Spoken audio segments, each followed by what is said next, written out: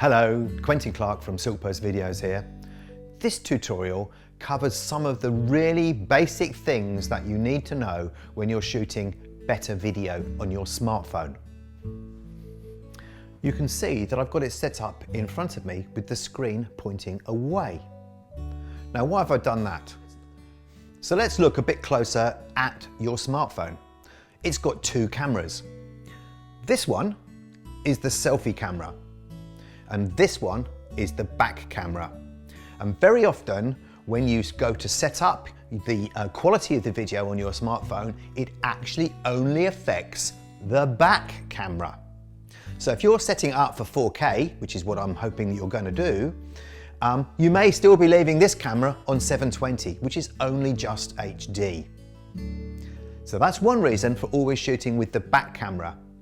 The other reason is it's very, very difficult to stop your eyes wandering onto the screen and looking at yourself recording rather than down the barrel, actually through the lens at your audience. And that means you get that kind of to one side look, which can be very distracting. Now that's going to be a problem sometimes to set the shot up, so you're going to need to spend a little bit of time trial and error, or enlist the help of somebody else to help you set the shot and compose it. If you look at the screens in your home, your TV, your laptop, your iPad, actually even your mobile phone, they're landscape. So of course it makes a huge amount of sense to shoot with your phone landscape. A lot of people will shoot with their phones in portrait, and that's what causes that weird vertical image on the screen with kind of blurry stuff all around the side of it as the producer tries to fill the page. Now you don't want to do that if you're shooting video. If you're shooting selfies or whatever, it really doesn't matter because people are just going to watch it on their phone and they may be holding their phone that way. All works perfectly well. But video is different. So now let's just look at resolution and why that's important. If we look at this diagram, what you can see is the resolution in blue of DVD. It's quite a small area, and that means it's going to be blurry. 720 is the first of the HD standards. That's a bit bigger. 1080 is really where you want to be with HD. And look how much more you get with 4K. It's about 4 times bigger, the area that you get, than you would with standard HD. Now that's important when you're shooting video.